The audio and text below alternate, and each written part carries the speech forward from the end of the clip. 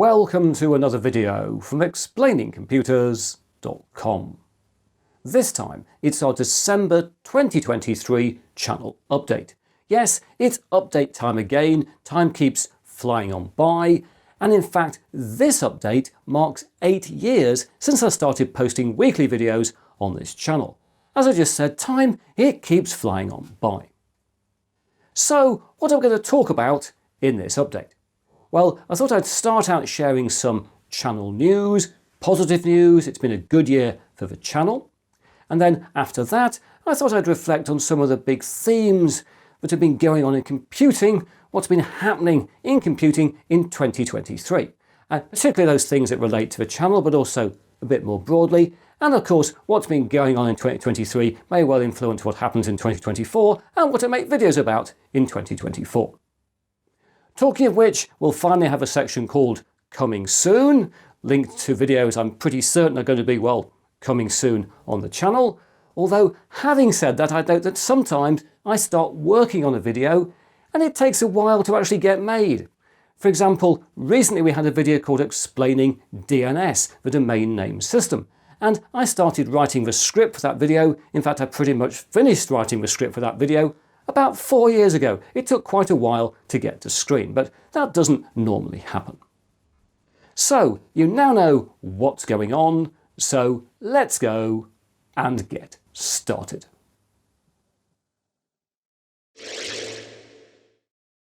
Greetings! Here we are at the desk, the workbench, call it what you will, where I make most of the Explaining Computers content.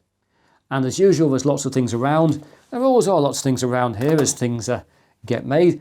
Not least here we've got the Pi 500 case, which I very much enjoyed putting together a few weeks ago on my channel. Although right now the Pi 5 isn't inside that, it's in its official case down here. And that's because I've been shooting other Pi 5 content coming up. I think it's next week. I get lost where things are because I shoot ahead, but I think it's next week. And in fact, the Pi 5 is live. If we do that, we can be across on the Pi 5 desktop. Hello, Pi 5 desktop. We'll go back to that in a second.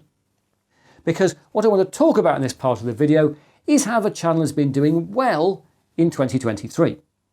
We've passed 500 Explaining Computers videos. I can't believe that, but we have. And we also passed 900,000 subscribers in early February. And in late November, it's currently the 22nd of November, we've got to 969,000 subscribers. So if you look at those numbers and the progression, it looks like there's a good probability that in the second quarter of 2024, we'll get to 1 million subscribers, 1 million members of the Explaining Computers community. I don't like to count chickens or ducks or anything else, but it looks, I hope that's going to happen. And thanks to everybody who's subscribed and remains subscribed and supports the channel and is hopefully going to be part of that forthcoming million. We shall see. Also this year, more importantly in fact, the channel has now received more views in 2023 than it got in 2022. And that's really important because whilst this channel grew for a lot of years, 2016, 17, 18, 19, 20, it just kept going up in terms of views. In 2021 and 2022, views went down quite considerably. And I've been worried, as you'll know if you've seen previous channel updates, that if that fall-off continued, the channel wouldn't be viable going ahead. And it's therefore very good to see that now in 2023, there's as many views, or slightly more than 2022 already. The channel should be a good 1 million views up on last year by the end of the year, and that means it is viable. Whether that means it's just leveled off or it is going to go up again, I don't know, but that doesn't really matter. It means the channel is going to be okay going forward. And I have taken measures across the past year or two to try and keep the channel viable. I've launched channel memberships. Thanks to channel members for being channel members. They get a update from me every Friday in the community tab, a members only video every 4 weeks. And I've got the Amazon storefronts now, which thanks to everyone who uses the Amazon storefront. But really it is views and advertising from the views that keeps this channel going. So it's good that things seem to have stabilised. There's been a lot of experimentation on YouTube, hasn't it, in the past few years with shorts and all this sort of stuff. And I've stayed out of that. I've tried to keep doing the same thing I've always done. And it does seem to be that we're coming back a bit towards that again. So I'm hopeful. I'm more than hopeful. I'm very positive at the moment about the future of the channel. It's also the case the channel is getting a bit more profile beyond YouTube. If we go across the pie and go to the Chromium browser, we can see, for example, that RISC-V International has been featuring videos from Explaining Computers in its news pages this year, and also Explaining Computers has been featured on mainstream websites, including, for example, Tom's Hardware, where it's been featured a couple of times, most recently showcasing the Pi 500 case build. And clearly having promotion on mainstream sites like this is helping the channel. As you may also be aware, if you've seen the 500th video, not long ago I uttered a major re-hit of the Explaining Computers website, which has been massively out of date for years and years. It's now fully up to date, and it's very much an interface to the 500 plus videos. So for example, if you go here and click on Linux videos, you get access to, well, all the Explaining Computers Linux videos. And if we click, for example, on videos, you find lots of different categories of video you can click on to get to, for example, all the PC builds like that. Or you could go here, for example, to SBCs in the menu, get to the SBCs page, and go down to find different SBCs, for example, all the ARM SBCs that aren't Pi based. Pretty much all Explaining Computers videos can now be located within a couple of clicks of the explainingcomputers.com home page. And so that's what's been going on. The channel's had a good year, and so it now must be time to move on to talk about computing.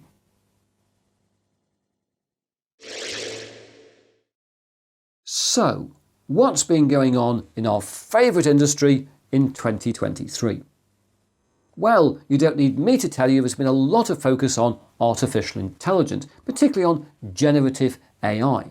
Systems like ChatGPT, which learn from training data, and then you can ask them a question and get a response, or you can give them prompts and they can generate you a new picture or something like that, new piece of artwork.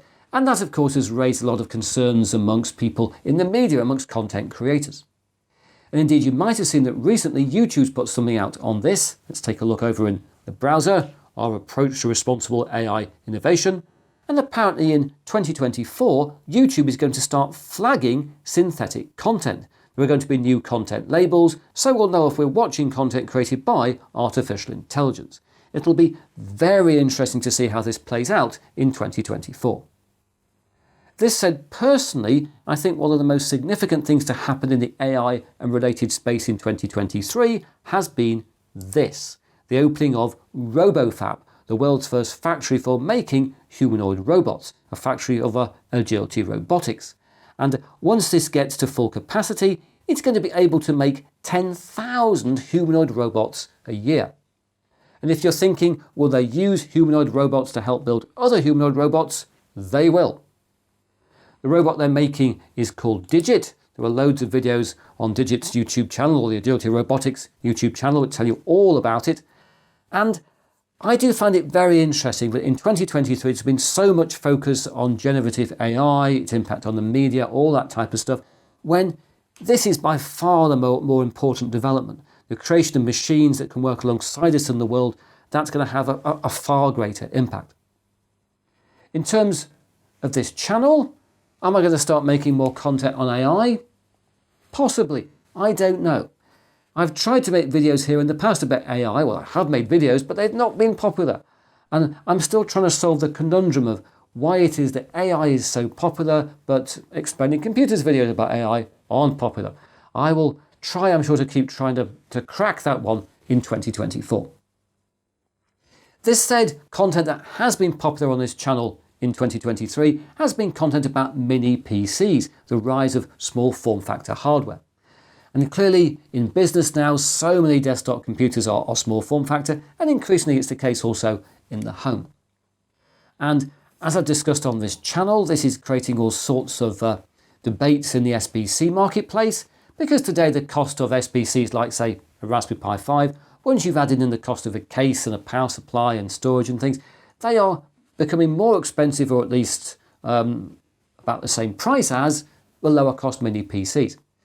And on this channel next year, I'm sure I will continue to debate that and get involved with that discussion and make content not just about tradition, if we like, single board computers, but about mini PCs, how they can be used in maker type scenarios as well as the more traditional computing scenarios. This all said, it's interesting that in 2023, Intel has left the small form factor computing marketplace. It stopped making its NUC, its NUC, its next unit of compute hardware. It sold the business to ASUS. In fact, if we go back to the web, here we are, here's Digit still having its exercises. We can see one of the many releases Intel's put out on this year. And it's interesting that ASUS have only received a non-exclusive license to manufacture and design NUC systems. I suspect this market is going to take lots of interesting turns in 2024. So it's something I'll continue to look at on the channel. I think what Intel's done for my 2 penneth on this, I think Intel's said, we've helped create the small form factor marketplace. We're now going to allow other manufacturers to have low margin products, and we'll continue to sell them on microprocessors and make more money on those than actually selling the computers that go inside. Anyway, moving on, a third theme I wanted to talk about, you might have guessed, is RISC-V. We've got some RISC-V hardware down here. And I continue to be interested in how RISC-V is evolving to become a potential, I think it's going to be an actual competitor to x86 and ARM systems. I think that'll happen sometime around 2025. But I also get increasingly frustrated with the way that some people portray RISC-V, particularly when, for example, they review boards like the Vision 5.2 or the Lychee Pi 4a, and they say, well, these boards, they run desktop Linux distros, which they do, and they run them reasonably well now, but they're not as powerful, the performance isn't as good as an ARM system or an x86 system. And I'm going, yes, because no manufacturer is selling hardware like this as a competitor to a Raspberry Pi 5 or a mini PC or anything like that. Right now, hardware like this is, in the purest sense, developmental. It is only being sold to people who want to develop for RISC-V or who, like myself, wish to experiment on the RISC-V frontier. And therefore it really is missing the point to try to start to say, oh, the performance of this doesn't match that. It doesn't matter. Not at the moment anyway. When I look at RISC-V hardware, as I did, for example, in my RISC-V week, I'm more interested in saying, what can RISC-V now do that it couldn't do 6 months ago, a year ago? I'm interested in application. Performance will follow when things get optimized in time. And I think we have to remember that with RISC-V. It's still very young. It is clearly doing very well in the embedded space. There are billions of cores, RISC-V cores now being used in everything from SSD controllers to microcontrollers, all that kind of stuff. And it will get, I'm sure, into the end user space. And it is RISC-V as an end user computing platform that really fascinates me. I'll continue to talk about RISC-V more generally on my channel, but it's that end user application. RISC-V in tablets and smartphones and mini PCs and smart TVs, that type of stuff. That's what really interests me. And I thought I'd mention that particularly because several people have asked me, will I on my channel be looking at, I'll go across here, these boards here, these RISC-V boards from Beagle, the Beagle 5 Fire and the Beagle 5 Ahead. And the answer is no, I'm not going to be looking at these boards on my channel. And the reason is not because they aren't nice bits of hardware, but they are relatively expensive. They cost more than the Vision 5.2 and the Cypid Lychee Pi 4a, but they're very much focused on embedded application, embedded development, and on headless computing. They don't have, for example, any connections for a display. They can't run, therefore, a desktop Linux distro. And that's not to say that's a bad thing. Not all computers need to run an end-user operating system, but I'm interested in RISC-V entering new territory. It's already in the embedded space. That's fantastic, but I want to see what it can do as a competitor to x86 and ARM in a few years' time. Anyway, with that said, I always get very energized and excited about RISC-V. I feel very protective about RISC-V. So let's now move on to talk about other things coming up on the channel.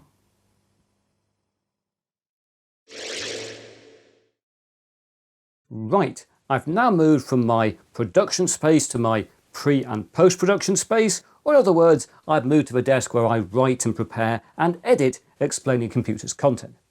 And I've come here because it relates to a video coming up on my channel fairly soon.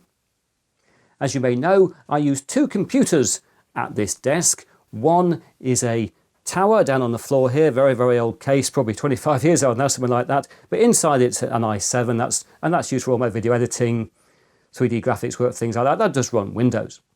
But a lot of my work, basically everything else, everything involves being online, everything involves writing or social media or all the online stuff and running the business, all that kind of stuff, that all happens on this computer. This is a mini ITX computer. This runs Linux Mint. This is very much my daily driver. This is what gets booted up first thing every morning.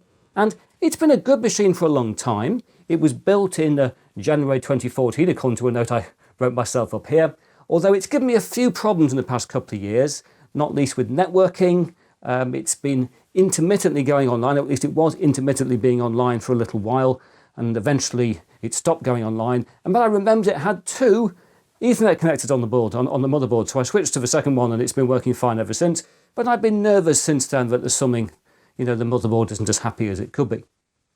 And recently I've also developed tinnitus quite badly. I've got a constant ringing, constant buzzing in my ears. And as I've discovered, when you get that, you can have triggers, sounds that make it much worse. And for me, guess what? One of the triggers for the tinnitus, for the buzzing in my ears, is computer fan noise, and particularly the noise of the fans in this computer. And this computer was built to be very quiet. It is very quiet, but it still makes a noise. And after a few minutes of that PC being on, my ears get worse and worse and worse. So you can tell what's coming up. I'm going to be doing a build, an upgrade of this computer to make it completely silent.